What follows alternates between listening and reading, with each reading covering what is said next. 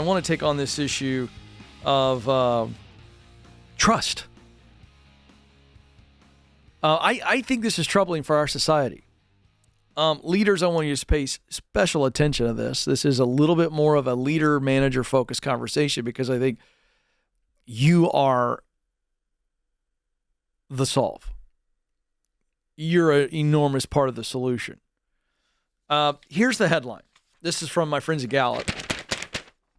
Ethics ratings of nearly every profession down in the United States. So I see a headline like that and I go, this is a bigger issue. There are some micro causes of why this would be true. I mean, I want you to think about every profession, right? Let's just nurses, teachers, bankers, doctors, lawyers. Okay, you with me? So according to Gallup, every major bucket of a profession is down when it comes to ethics ratings. In other words, trust. If I trust you, by extension, I believe that you have high integrity. It's not possible to think that somebody's integrity is in question and trust them. So let's just boil this down. And this is a macro problem. We have a massive trust problem in the United States right now. And Alex, I'm going to tell you right now, I may go out on a really, really long limb here in a second. I'm not sure. I'm gonna walk through this, Alex, but I might take a pretty big risk here in a second. Some of you might get mad at me, and I'm trying to decide whether or not I'm going to tell you what I think one of the greatest factors that has caused trust. We'll see. I don't know. We'll see. Don't get too nervous. How about that for a tease? All right, let's look at this. There are 5 professions in this study by Gallup that hit an all-time low. And then we're going to look at a small list of the lowest trust professions in the United States right now. All right? But these are the 5 that hit new lows. Members of Congress, that includes senators, journalists, clergy, and pharmacists. Now, here's how far they dropped. Congress dropped 6%, the lowest drop, but only because they were already low. It's kind of like, is there another level beyond the basement? Congress is now like flirting with drilling a hole in the basement. That's how low Congress is. All right, now, journalists dropped 19%. That's a pretty sizable drop. So, in other words, I'm recoining this as it's trust. Trust has dropped. People are questioning their ethics. 19% drop, and are they ethical? Journalists. This is really sad. Clergy.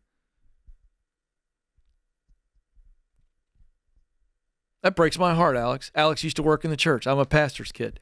Breaks my heart that the second largest drop as it relates to ethics is clergy. So sad. And this is, I got to tell you, Alex, if you sat me in a room and polled me for an hour, I don't know that I would have generated this answer. And we're going to dive into it. The largest drop for a profession as it relates to its trust factor is pharmacists. Isn't that interesting? And I'm also going to tell you, I'm not sure I can put my finger on that one. Anybody got a theory in there you want to offer? If you don't, that's okay. I can't quite put my finger on that one unless pharmacists are being tied to big pharma. And that's my best guess. Meaning, you come out of the pandemic, I think people are tying drugs, like the, what do you call it? The jab. Sorry, I can't think of what it's called. Oh, the vaccine. I think multiple vaccines, multiple drug companies. I think you look at pills. I think you look at the stories that have been out there, big movies made on it. I guess big pharma is rubbing off on the actual pharmacist. But my goodness, the pharmacist in the window at Walgreens is not behind all this. They're just mixing it. That's my only take. Is that square with you guys? I don't know that people are thinking when they drive up to Walgreens or CVS, jerk. I actually don't think that's happening. So I do think Big Pharma. Okay, now let me get into this. I'm covering a lot of territory here, folks. Thank you for your patience. These are the least trustworthy professions in the United States. I just covered the ones that drop the most, but if you look at these, here we go. Medical doctors, joining pharmacists, police officers, bankers, and journalists. So here's what's interesting to me about those positions. And I'm addressing the macro problem that we have in this country about trust. If you look at medical doctors and pharmacists being there, they are, you can throw a blanket over them, and this is healthcare in general. I don't think that people trust hospitals and doctors because they've seen how the healthcare structure, the way insurance is affecting medical care. I don't blame doctors. Doctors are stuck in the system. That's my take. But you look at big-time insurance, you look at liability, which is why we need tort reform in this country. You look at that, and that's why people don't trust doctors and pharmacists. Doctors and pharmacists represent the system, and people feel like they're getting price gouged. People feel like they're getting moved through the system, and that's why people don't trust pharmacists and doctors. It's the system. Now let's look at this. Police officers. What's going on there? Bad publicity. And I don't mean in any way to minimize what's going on. I'm saying bad headlines. Bad headlines, right? I mean, my goodness. You look just to our west here. Memphis, one of the most brutal police beatings we've ever seen. Thank goodness it wasn't racial in this situation, but many of them are. And highly charged. So, unfortunately, because the news loves to sensationalize things and give things life that, quite frankly, doesn't need life, they've made bad apples in the police force the poster children for those who protect and serve across the country. That is my point.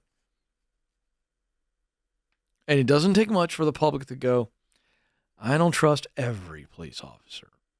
Right? Sensationalism. Bankers? What's going on there? People's money? Their fees? Interest rates? It's very, very easy for people who feel like they're victimized to find a bad guy. It's interesting. Journalists. This one is, again, not shocking. Journalism has become more about activism. And the more that journalism becomes about activism, the more people begin to lose trust.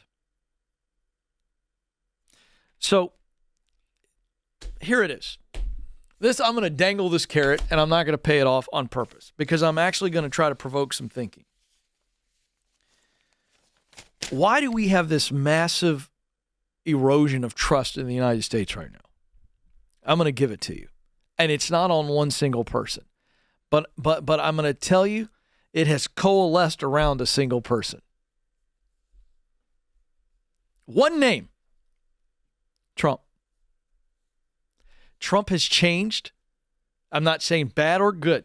You all can make your own opinion on him. What I'm saying is, Trump, his very presence, we will look back on this time and say his very existence. And again, I'm not accusing him of anything. So those of you that are mature, hear what I'm saying. I'm saying this guy in this time period in history, the way he is loved, hated, treated by the media, not treated by whatever. You draw your own opinions. I'm going to tell you something.